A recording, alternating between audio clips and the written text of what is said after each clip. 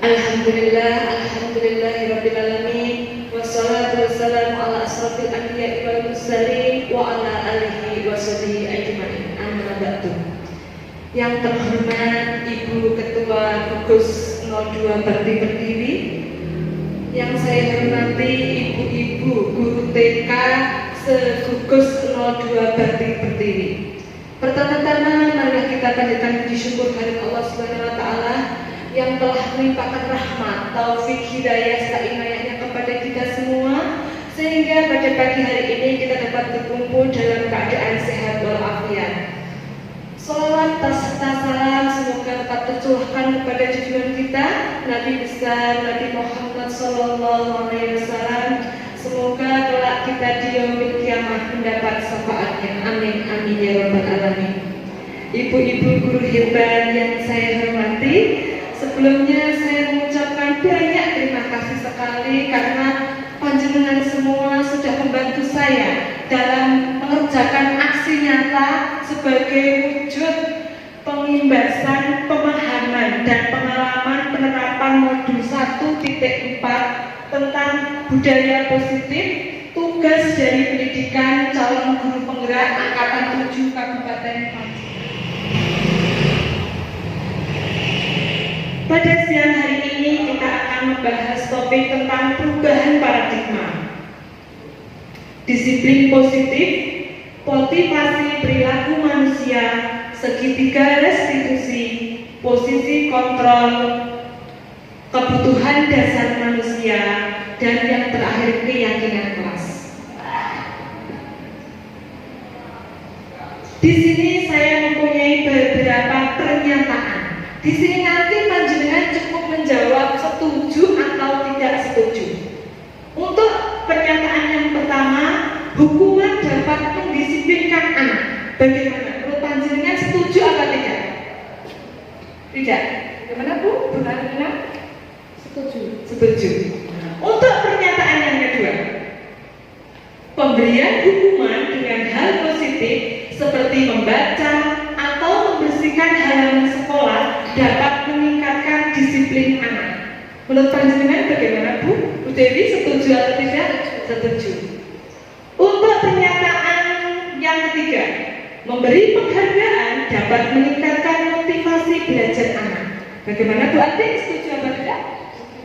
Nah, ketiga pernyataan ini, apakah itu baik untuk anak atau tidak baik? Nah, ini nanti dapat kita temukan jawabannya di materi selanjutnya. Oke. Untuk yang pertama, kita akan belajar tentang topik perubahan paradigma. Tapi sebelumnya, Ibu guru hebat, kita bermain dulu ya. Kita membuat bermain kepalan tangan. Ini nanti A adalah panjenengan, B yaitu teman panjenengan. Sobeklah secari kertas kecil, tuliskan sesuatu yang sangat berharga. Lalu Anda letakkan di salah satu tangan Anda dan genggam benda tersebut dengan segala daya. Buatlah menjadi sebuah kepalan seperti ini. Monggo ada kertasnya. Nah ini nanti teman panjenengan akan mencoba dengan sekuat tenaga dengan berbagai cara untuk meminta panjenengan memberikan benda tersebut. Teman panjenengan bisa membujuk, mengancam, menghadik, merayu, apa saja agar dapat membuka kepala panjenengan. Apa yang akan terjadi? Coba kita praktekkan ibu. Monggo. Tuliskan sesuatu yang sangat berharga dalam kepala panjenengan. Nanti teman panjenengan berusaha untuk membukanya. Kira-kira panjenengan itu mengizinkan atau tidak untuk membuka kepala yang berisi sesuatu yang sangat menurut panjenengan itu sangat berharga. Monggo Bu, coba ditulis. Jangan ibarat boleh. Bu, segala apapun yang panjenengan itu sangat berharga. Dengan tepat teman panjenengan nanti berusaha membuka seperti ini kertasnya dikepal. Monggo kita coba buatin sama dua. Bagaimana? Kira-kira mengizinkan apa tidak? Itu buatin sama dua. Ya sudah. Mari, bagaimana ini ya? Kira-kira diizinkan apa tidak? Sesuatu yang berharga itu dibuka oleh teman panjenengan. Ayo Bu, coba Bu. Ternyata bagaimana? Bagaimana Bu Marina? Apakah diizinkan? Kalau untuk saya tidak Bu, karena yang itu boleh diungkapkan sekarang. Karena tidak perlu ya, karena saya punya sangat berharga sekali bagi hidup saya. Jadi saya tidak boleh untuk siapapun membukanya. Iya, terima kasih. Tepuk tangan untuk Bu Marina. Betul sekali. Tadi Bu Marina itu menjawabnya akan dipertahankan dengan sekuat tenaga, tidak diizinkan temannya.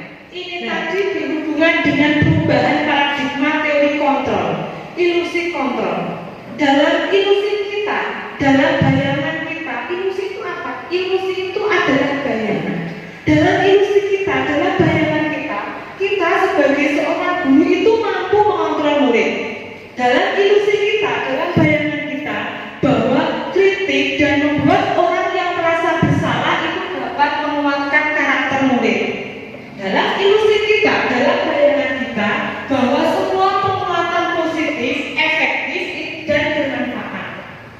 Ilusi kita, bayangan kita bahwa orang dewasa, kita sebagai guru itu memiliki hak untuk memaksa.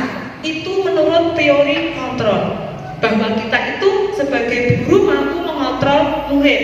Kita memberikan kritikan kepada murid agar anak itu menguatkan karakter anak. Tapi itu semua keliru.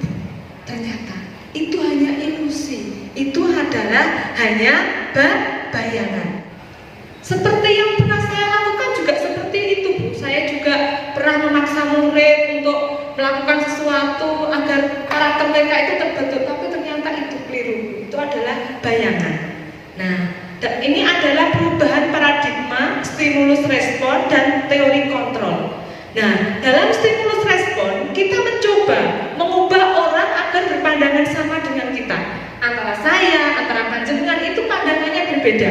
Tapi di teori kontrol kita berusaha memahami pandangan orang lain tentang kita, tentang dunia. Di stimulus respon, perilaku buruk itu dilihat sebagai suatu kesalahan. Ketika kita melihat anak didik kita itu melakukan kesalahan, kita sudah mengecapnya. Itu anak yang nakal, itu adalah anak yang bandel. Nah, tapi di teori kontrol, semua perilaku itu memiliki tujuan. Nah, dalam stimulus respon, orang lain itu bisa mengontrol saya, tapi Anda tidak bisa mengontrol orang lain. Dalam stimulus respon, pemaksaan itu ada pada saat rujukan gagal. Tapi di teori kontrol, kolaborasi dan konsensus menciptakan pilihan baru. Di stimulus respon, model berpikirnya itu menang atau kalah. Tapi di teori kontrol, model berpikirnya itu menang dan menang. Jadi di sini apa itu budaya positif? Budaya positif itu dilatar belakangi dengan suatu suasana positif yang sangat mendukung dapat dalam menciptakan pembelajaran yang sangat kondusif. Karena dengan suasana positif, murid dan guru akan menemukan suatu kondisi pembelajaran yang menyenangkan. Sehingga proses pembelajaran tanpa adanya suatu beban, tetapi menjadi suatu kebutuhan. Suasana positif juga akan membantu menggerakkan moral yang positif bagi murid, sehingga karakter murid tidak hanya terbentuk dari akademik, tapi juga dari lingkungan yang ada. Jadi di sini yang dimaksud dengan budaya positif yaitu nilai-nilai, keyakinan-keyakinan, kebiasaan-kebiasaan di sekolah yang berpihak kepada murid yang dapat berkembang menjadi pribadi yang kritis, penuh hormat dan tanggung jawab. Lalu apa yang kita lakukan untuk menumbuhkan budaya positif di sekolah kita? Nah, yang saya yakini di sekolah panjenengan semua sudah menerapkan menjadi suatu rutinitas. Nah, kita bisa melakukannya dengan disiplin positif. Nah, apa itu disiplin positif? Disiplin positif itu merupakan cara penerapan disiplin tanpa kekerasan dan ancaman yang dalam prakteknya itu melibatkan perilaku efektif antara guru dan murid. Dalam penerapan disiplin positif ini mengajarkan murid untuk memahami konsekuensi perilaku yang mereka lakukan, sehingga murid dapat menghormati diri sendiri dan bertanggung jawab terhadap lingkungan. Jadi dapat disimpulkan, disiplin positif itu merupakan salah satu cara untuk menerapkan budaya positif yang bertujuan untuk menumbuhkan kesadaran serta memperdayakan murid untuk melakukan sesuatu tanpa sogokan, tanpa adanya ancaman ataupun hukuman. Di sini anak itu melakukan sesuatu itu karena kesadaran sendiri, dari hatinya, dari kesadaran hatinya, bukan karena sogokan ataupun karena ancaman maupun hukuman. Selanjutnya yaitu disiplin positif ini akan menumbuhkan nilai-nilai kebajikan. Nilai-nilai kebajikan yang seperti apa? Nah, nilai-nilai kebajikan adalah sifat-sifat positif manusia yang merupakan tujuan mulia yang ingin dicapai setiap individu. Nilai-nilai tersebut bersifat universal dan lintas bahasa, suku bahasa, agama maupun latar belakang. Setiap perilaku atau perbuatan itu pasti memiliki tujuan. Nah, dengan mengaitkan nilai kebajikan yang diyakini seseorang, maka motivasi intrinsiknya akan terbangun, sehingga menggerakkan motivasi dari dalam untuk dapat mencapai tujuan mulia yang diinginkan. Next. Nah, nilai-nilai kebajikan yang seperti apa yang kita harapkan? Nah, yaitu banyak sekali nilai-nilai kebajikan yang seperti yang telah dicanangkan oleh Kementerian Pendidikan di dalam kurikulum Merdeka, yang mana panjenengan Ibu Guru hebat sudah menerapkannya, yaitu tentang kurikulum Merdeka yang P5, ya, Proyek Penguatan Profil Pelajar Pancasila.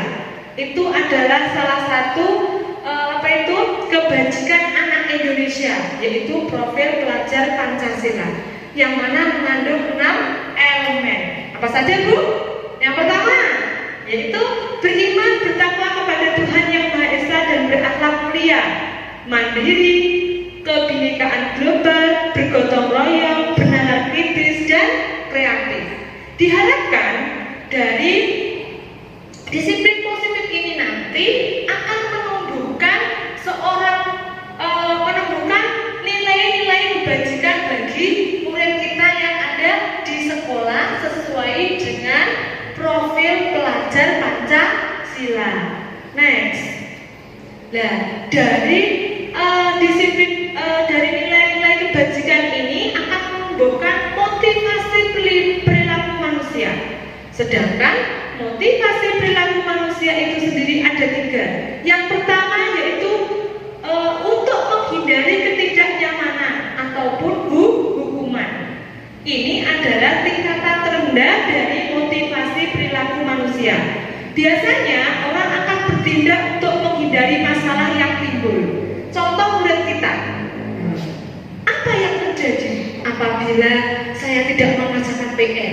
Oh, nanti saya akan dihukum guru. Nah, ini termasuk motivasi eksternal dari luar.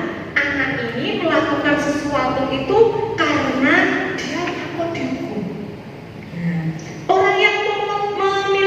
Orang yang memotivasi ini akan bertanya, apa yang akan terjadi apabila saya tidak melakukannya?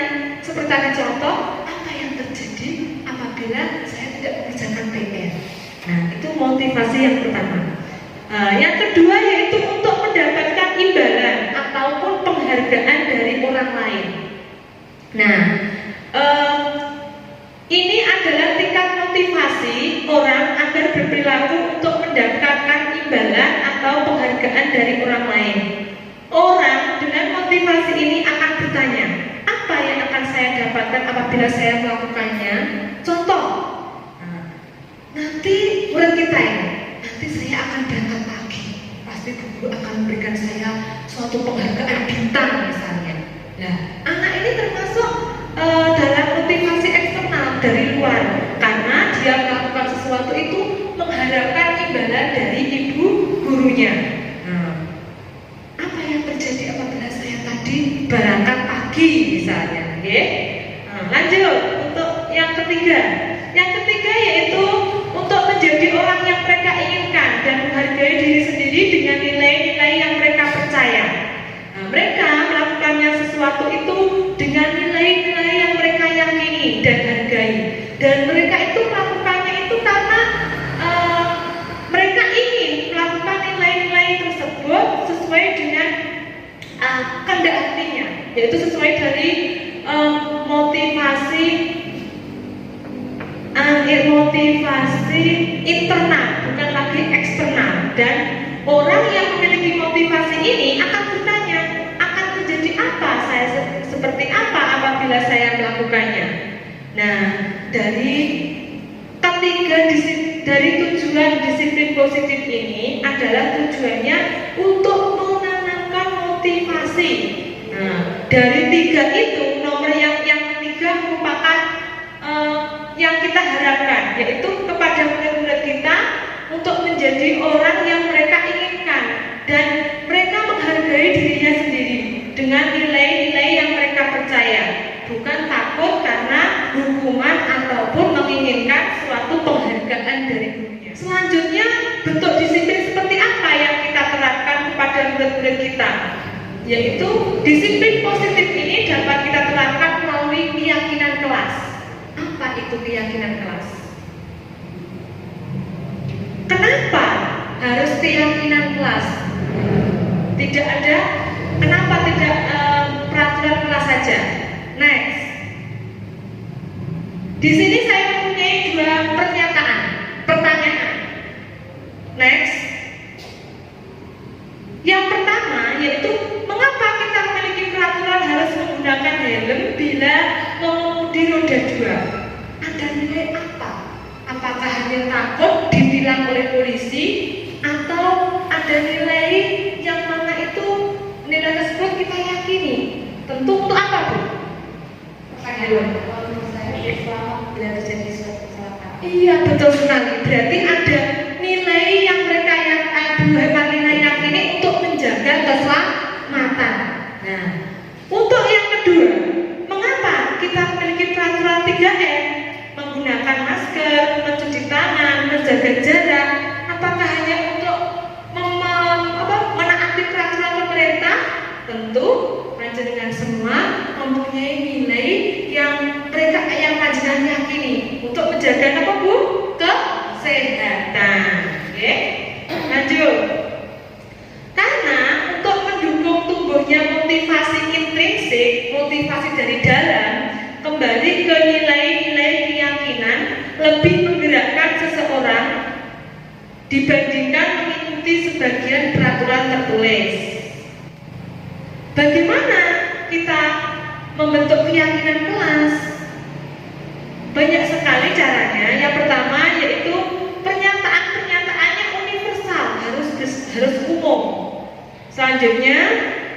dibuat dalam bentuk yang positif. Misalnya kita membuat keyakinan buanglah sampah sembarangan. Kita bisa menggantinya dengan buanglah sampah di tempatnya, seperti itu. Terus tidak terlalu banyak sehingga mudah teringat dan dipahami oleh semua warga kelas. Selanjutnya dapat diterapkan di lingkungan tersebut. Semua warga kelas hendaknya berkontribusi dalam pembuatan keyakinan lewat keyakinan curah pendapat. Nah, ini saya mempunyai beberapa pengalaman dalam saya menerapkan keyakinan kelas. Tapi kita lanjutkan ya Bu. Kita nanti bisa lihat videonya. Selanjutnya, dengan menyepakati keyakinan bersama, murid diharapkan mewujudkan motivasi intrinsiknya, tidak lagi motivasi eksternal dari luar, seperti dengan pemberian penghargaan. Mengapa? Hal ini karena murid akan dihukum dengan penghargaan. Loh, diberi penghargaan kok menghukum murid? Mesti bertanya-tanya gitu. Diberi penghargaan kok bisa menghukum murid? Karena penghargaan itu dapat menurunkan kualitas murid. Jadi murid itu melakukan sesuatu itu bukan karena dia itu benar-benar berkualitas, tapi dia itu hanya mengharapkan imbalan penghargaan. Untuk yang kedua, suatu penghargaan itu dapat mematikan kreativitas anak dan mengurangi motivasi intrinsiknya. Nah, kenapa kita tidak memberikan hukuman kepada anak? Karena hukuman itu merupakan sesuatu yang menyakitkan apabila harus terjadi dan membuat anak ini akan sakit baik secara fisik maupun hatinya dalam jangka waktu yang lama. Nah, hukuman ini akan membuat anak itu membenci kedisiplinan dan mereka itu melakukan sesuatu itu karena keterpaksaan. Nah, dalam konsep ini hukuman itu dapat menyakiti diri anak. Nah, dan itu merupakan konsep diri yang buruk. Di sini anak akan belajar untuk menyembunyikan kesalahannya karena takut dihukum, Bu. Dia itu menyembunyikan kesalahannya, Bu. Saya diam saja, saya takut dihukum, Bu.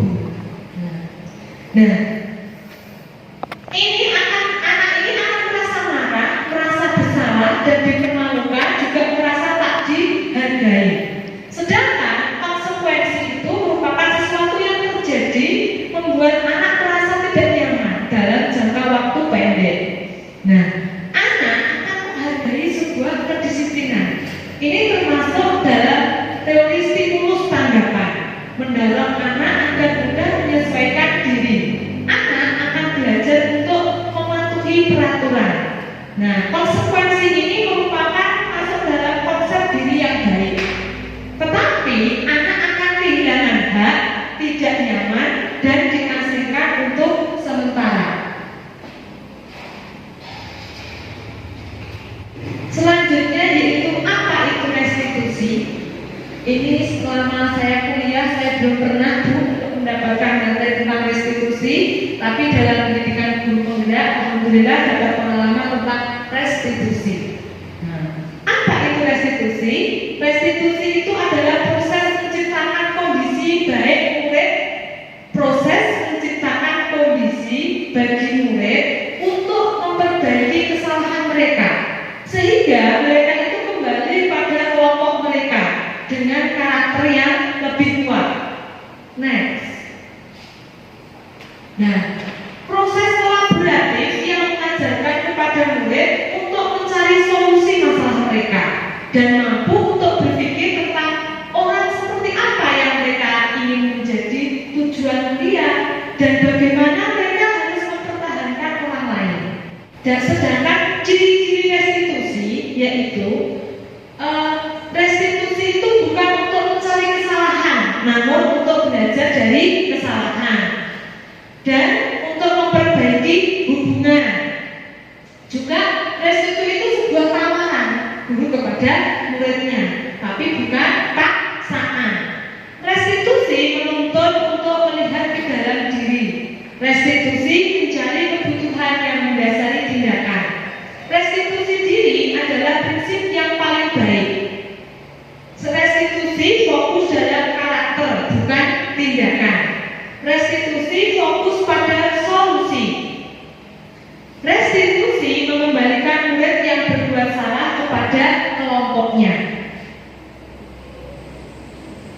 Nah, ketika anak melakukan suatu hal yang cenderung negatif, misalnya di sekolahan, di lembaga, hal tersebut karena ada kebutuhan dasar yang belum terpenuhi.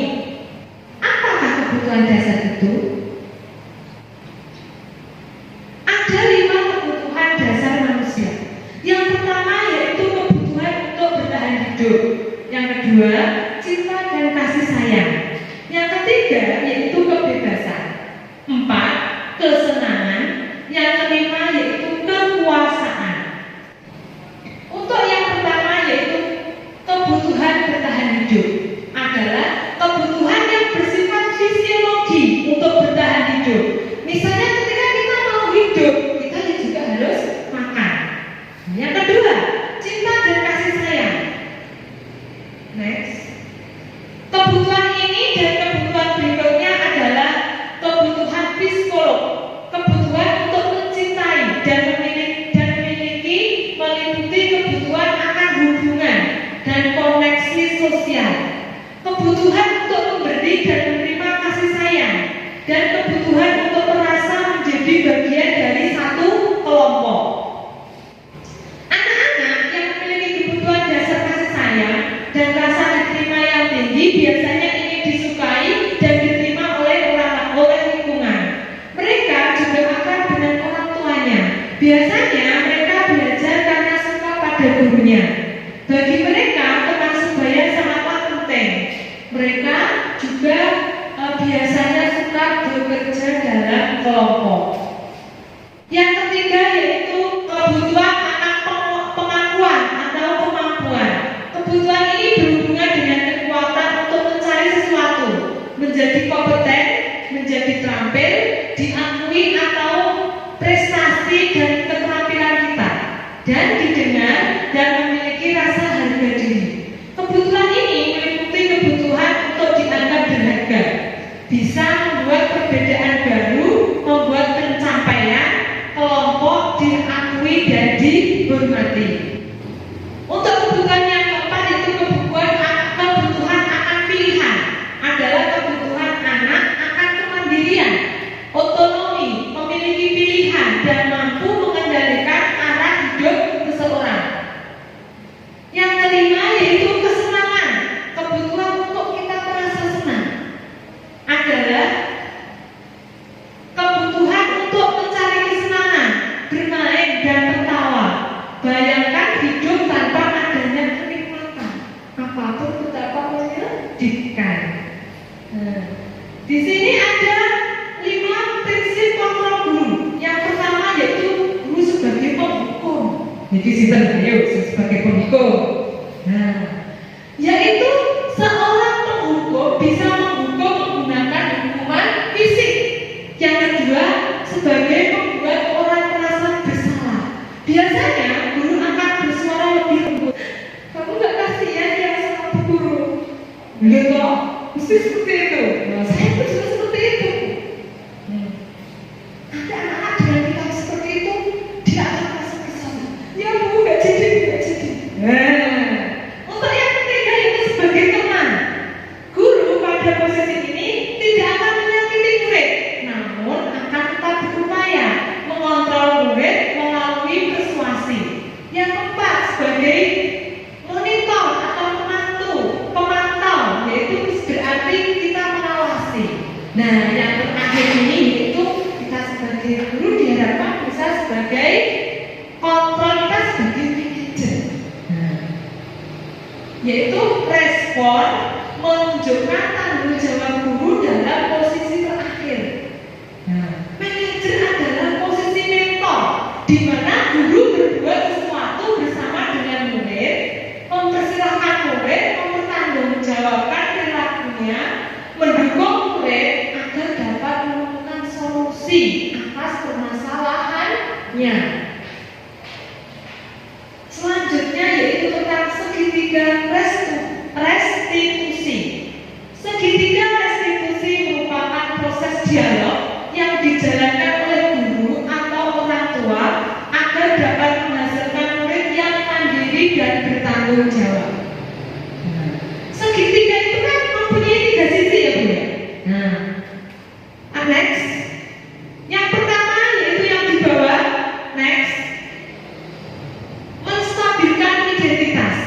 Di sini setiap orang pasti pernah melakukan kesalahan. Tidak hanya murid, saya guru pun juga kita semua pernah melakukan kesalahan. Kamu bukan satu-satunya yang melakukan kesalahan ini. Nah, yang kedua, sisi kedua yaitu validasi kebutuhan. Kamu tentu punya alasan mengapa melakukan itu. Adakah cara yang lebih efektif untuk mendapatkan apa yang kamu butuhkan? Nah, untuk yang terakhir yaitu sisi yang terakhir menyatukan keyakinan. Kita bisa menanya anak, nilai-nilai apa yang telah kita sepakati? Kamu ingin menjadi orang yang seperti apa? Nah, dari penerapan segitiga restitusi dalam posisivitas guru sebagai manajer diharapkan menjadi murid secara pribadi membuka wawasan murid agar dapat menyelesaikan permasalahannya sendiri secara mandiri dan bertanggung jawab. Alhamdulillah, itu tadi materi kita. Assalamualaikum warahmatullahi wabarakatuh. Waalaikumsalam.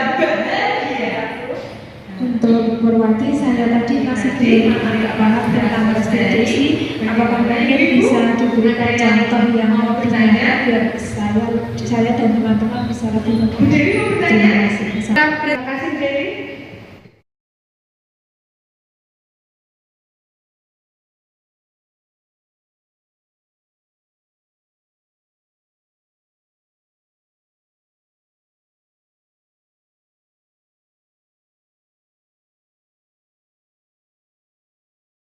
Terima kasih Bu Dewi. Terima kasih Bu Dewi. Pertanyaannya luar biasa. Dulu saya juga belum paham, tapi alhamdulillah sekarang saya sudah mempraktekkan di lembaga saya. Nah, monggo kita presani untuk contoh video tentang segitiga restitusi. Saya mempraktekannya di lembaga saya. Mohon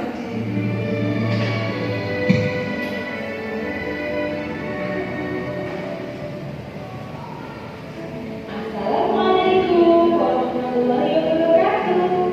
Saya Purwati, calon guru penggerak angkatan 7 Kabupaten Pacitan dari TK Siswi Desa Manggrek, Kecamatan Bungo. Kali ini saya akan memaparkan penetrasi kontekstual modul 1.4 budaya positif tentang penerapan segitiga restitusi di kelas dan sekolah. Perkenalkan, beliau berdua adalah fasilitator saya, Bapak Ali Tanami, dan pengajar praktek saya, Ibu Rumiati, dan saya sendiri calon guru penggerak formatif. Segitiga restitusi. Segitiga restitusi merupakan proses dialog yang dijalankan oleh guru atau orang tua agar dapat menghasilkan murid yang mandiri dan bertanggung jawab. Segitiga restitusi memiliki 3 sisi yang menggambarkan proses hidup, yaitu menstabilkan identitas, validasi tindakan yang salah, dan menanyakan keyakinan. Dari penerapan segitiga restitusi dalam proses manajer diharapkan menjadikan murid lebih kuat secara pribadi, membuka wawasan murid agar dapat menyelesaikan permasalahannya sendiri, dan murid akan semakin percaya diri, mandiri, dan tanggung jawab. Berikut ini adalah contoh penerapan segitiga restitusi di kelas dengan kasus yang pertama, yaitu bel masuk sudah berbunyi. Murid-murid TK Siswi sudah berbaris di depan kelas, siap untuk masuk satu persatu dengan memberi salam pada Ibu Purwati yang sudah berdiri di depan pintu kelas. Setelah berdoa, pelajaran akan segera dimulai. Tiba-tiba, Cima yang baru datang langsung masuk tanpa mengucapkan salam dan tanpa meminta izin untuk masuk ke dalam kelas. Berikut ini rekaman kejadiannya.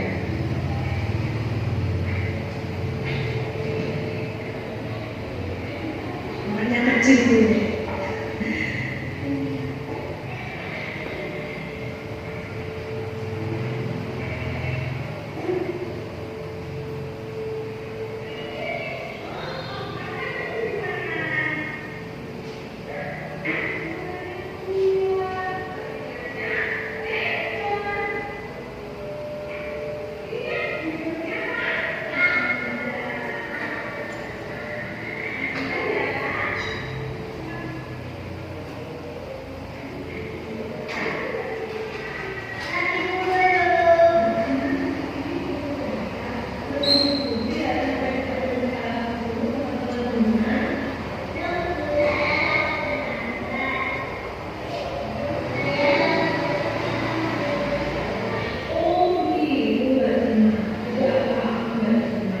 Dulu waktu guru sekolah juga pernah bersabar.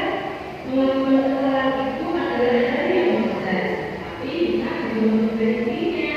Ya Bu. Bagaimana? Tahu kan? Alasannya kenapa Mbak Sima tidak kamu melanggar? Kenapa Mbak Sima? Saya menyakiti sampai lalu malah sedih saya. Oh begitu Mbak Sima.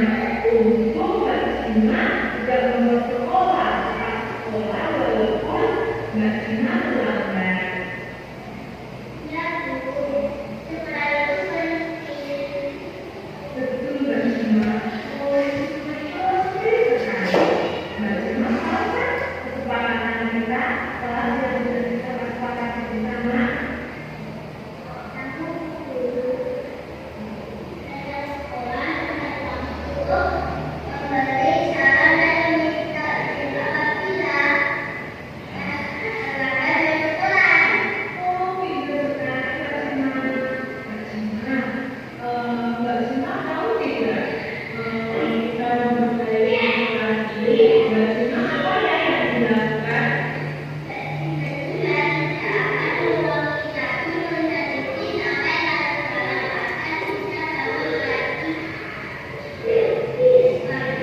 Oh iya, itu kan Mbak Sima.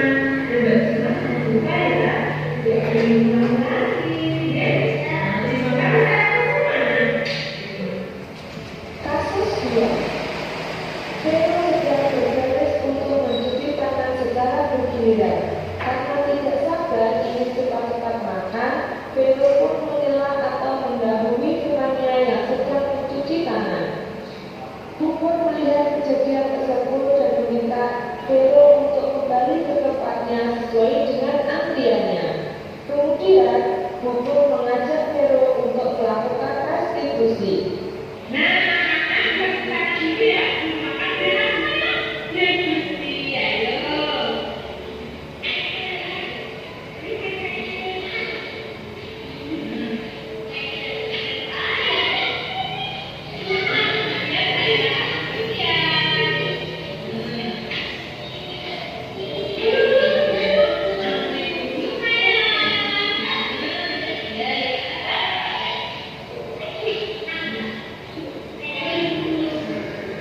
Bagaimana selesai ini? Senang dulu. Iya, tapi waktu berbaris cuci tangan, Mas Vero jauh kemana ya? Iya, Bu, saya cepat sarapan. Oh, Mas Vero sarapan. Iya, betul sekali Mas Vero. Makan itu adalah kebutuhan kita. Tapi alangkah baiknya Mas Vero sampai apa sayang? Sampai menunggu giliran. Iya. Besok Mas Vero kalau nanti bisa beli kan menunjukkannya nanti kamu saya Mas Vero. Tapi Mas Vero waktu disuruh kembali ke sana maaf. Nah, terima kasih Mas dulu Mas. Terima kasih sayang. Itulah contoh pendapat sertifikat restitusi di kelas saya. Terima kasih. Wassalamualaikum warahmatullahi wabarakatuh. Salam sejahtera. Terima kasih. Bagaimana ibu-ibu sudah mempunyai gambaran? Gimana ibu-ibu? Nah itu tadi saya sudah pernah menerapkan di lembaga saya tentang segitiga restitusi. Demikianlah pembahasan modul 1.4 tentang budaya positif. Terima kasih atas kehadiran ibu-ibu TK. Matur suwun sangat ramai panjenengan, saya aturkan terima kasih sekali. Semoga bermanfaat untuk lembaga panjenengan semua. Terima kasih apabila saya dari awal sampai akhir membuat banyak kesalahan. Billahi taufiq wal hidayah.